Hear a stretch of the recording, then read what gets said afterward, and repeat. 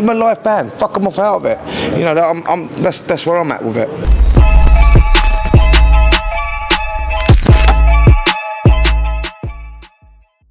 This is Jonathan Agger, 5th Pro Boxing Fans, joined by Spencer Oliver. Spence here at Joshua-Helenius. What do you make of the fight?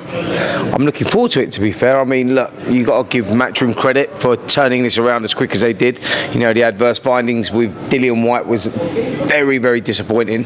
Can't talk too much on that at the moment because we don't know exactly what it is, but all we know is he's failed a test, which sort of pisses me off, as everyone knows. I'm not happy about that sort of situation, but unfortunately, it looked like the show was dead and buried in the water because that was only obviously Saturday.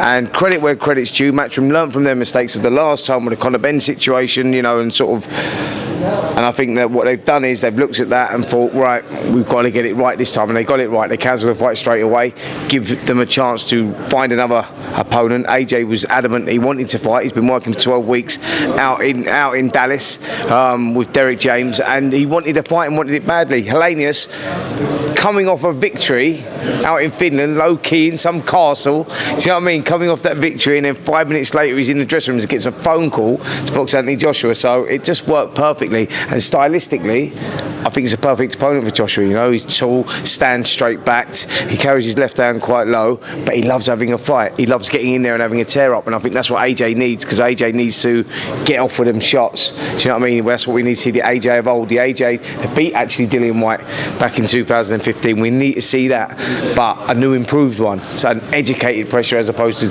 standing back too much and all that. So I think we're going to get that Saturday night. Well done, Matchroom, for getting this fight over the line. People were going to make the comparison with Wilder, so does he have to go in there and knock him out? Well, you can't make a comparison with Wilder because Wilder's so heavy-handed. Like, obviously, what he does is what Helenius does is he takes the fight to him and he tried to bully Wilder and he got chinned, bang. And if he tries to bully Joshua, he might get chinned again in the first round. So yeah, there's always going to be comparisons. There will always be comparisons, but look, if AJ, as long as he gets the job done and does it in good fashion, and we see some new stuff that they've been working on, you know, in the gym, then I'm happy. I know you're about to speak to Joshua in a minute, but what did he tell you? Because I know you said in Talksport you spoke to him like after the Whyte positive test came. What was he telling you, and what was his mindset? No, I've not spoke to him since. No, I'm looking forward to speaking to him since then. Like, I've heard what he said. Yeah. You know, disappointment. He said to Eddie Hearn, you know what I mean? He worked tirelessly to get this fight over the line. It's a fight that he wanted, not that Eddie Hearn or Matchroom wanted. It's a fight that he wanted. We know that Dillian Whyte is a danger to Anthony Joshua. We've seen that in the 2 fights he beat him as an amateur, and we saw what happened in 2015. So, but AJ said, listen, I want to test myself. This is the fight that I want at this stage. So it was a high-risk fight with what he's got on the line with Deontay Wilder, etc. And when Whyte has failed this test, of course he's pissed off, because it's a fight he was pushing for so much. Dillian Whyte was getting huge payday at this stage of his career, and he's gone and fucked it, which is absolutely insane.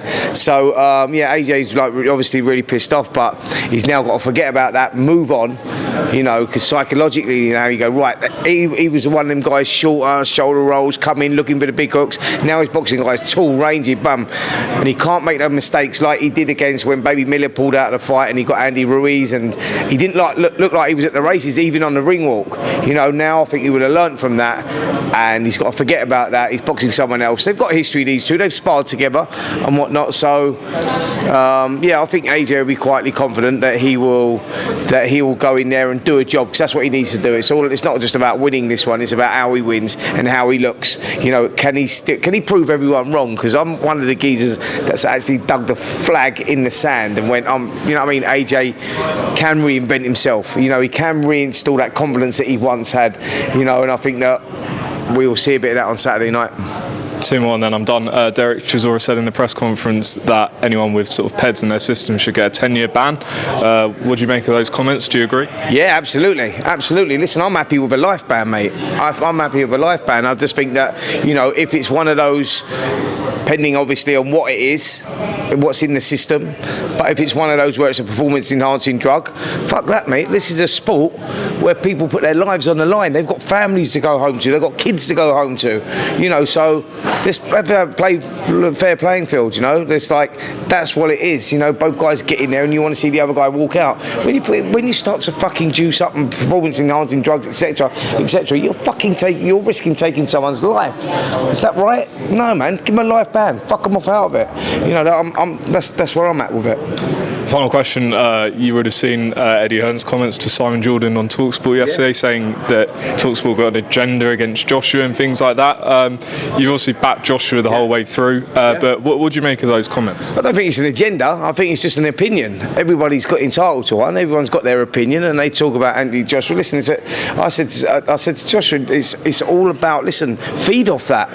Prove people wrong. You know, if people are talking about you, it's a good thing, because it's obviously, you know, he's a massive name in the sport of boxing. He's transformed boxing. You know, he's brought people into it. He's motivated, or he's inspired millions of kids around the world.